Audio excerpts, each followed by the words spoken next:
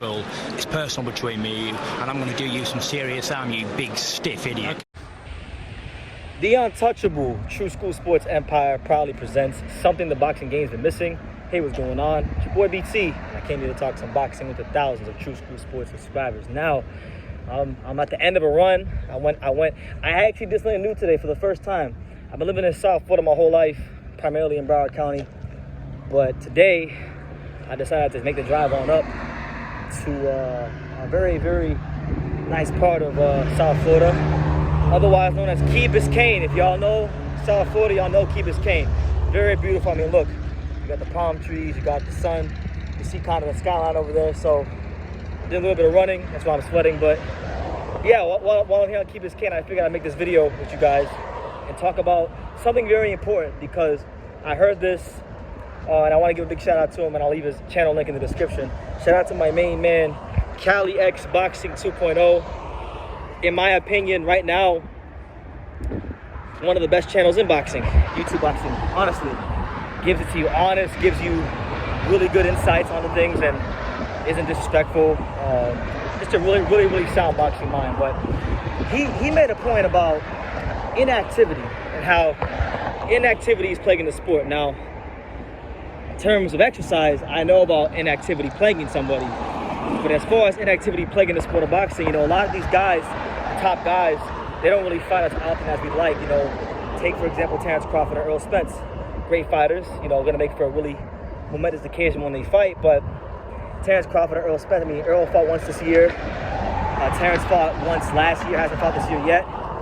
And you can just go on down the list. You know, a lot of guys in boxing, a lot of the top guys are not fighting consistently. And it almost feels like every time I do one of these like post-fight review videos and I'm talking about a fighter, I always got to say, oh, well, you know, he didn't have a bad performance when you consider the layoff and these kind of things. So, you know, I think boxing has to do a better job of managing the entire sport. Fighters at all levels better.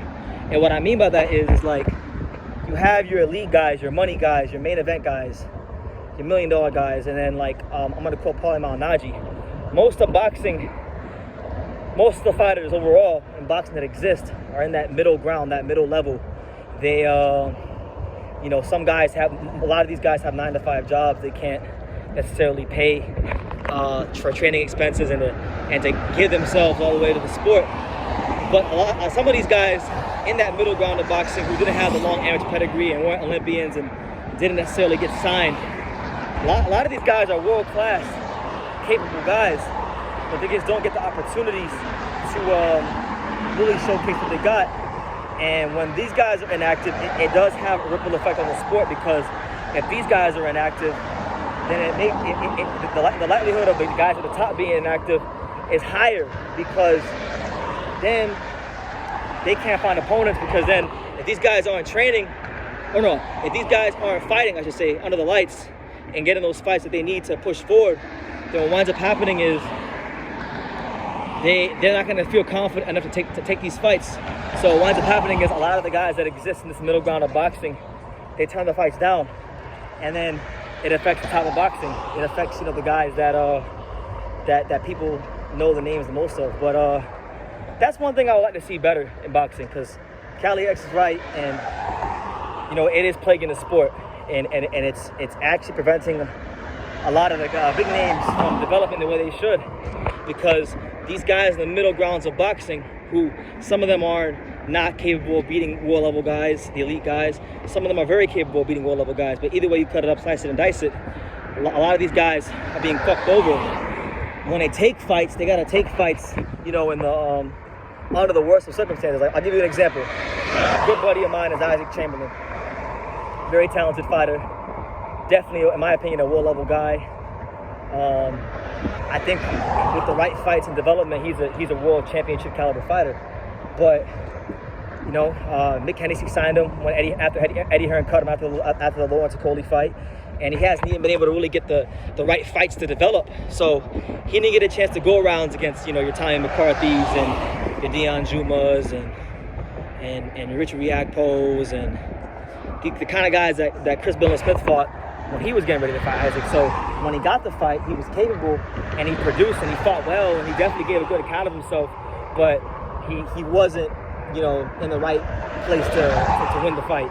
You know, being honest. And this happens for a lot of guys. I mean, I use another guy. Look at a guy like Pistol Pete Dobson, top welt. In my opinion, I look at him kind of like a top welterweight, but he just hasn't gotten the chances to fight because he's not a big name. He's not known.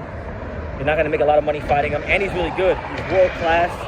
Anybody in these boxing gyms that knows Pete, they know that Pete knows how to fight really, really well.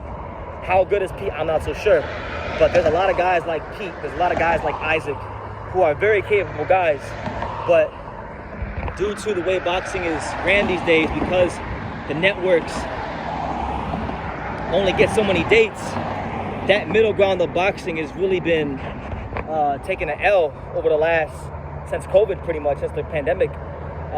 That's why like things like Ring City USA, when it was around, are great for boxing.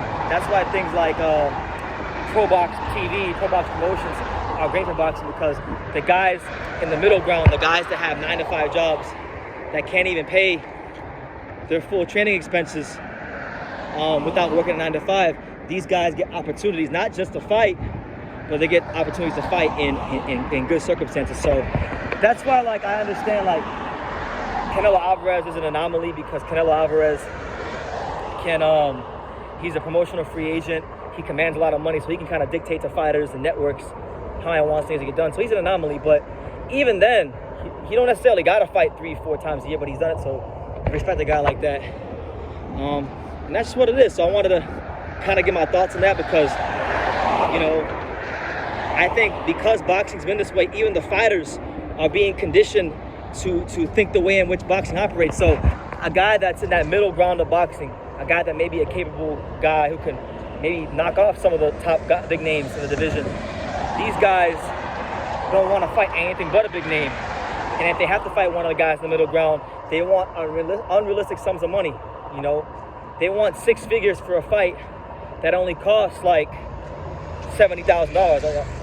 They want 6 figures for what's a mid to high 5-figure fight. So, you know, I'm not sure how we change this.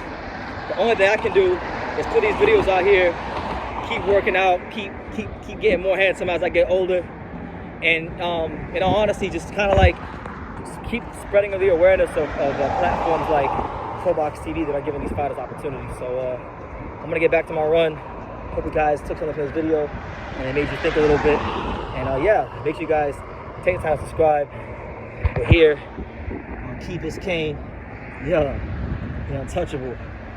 Beautiful stuff, man. I'm blessed living in South Florida. I highly recommend anybody, if you're an active person, if you're into being in shape, if you ever come to Miami, make the drive down to Keep His Cane and just go for a run. It's beautiful.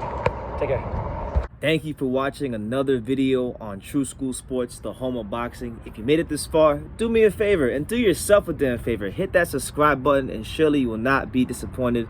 You know, True School Sports bringing you the latest and greatest, the untouchable, you know, boxing content, interviews, news videos, breakdowns, live fight reaction extravaganza. We've got a great community of people here, boxing fans all over the world, from America to the UK to Australia, and on and on and on. So join the empire today. Hit that subscribe button. Take care and God.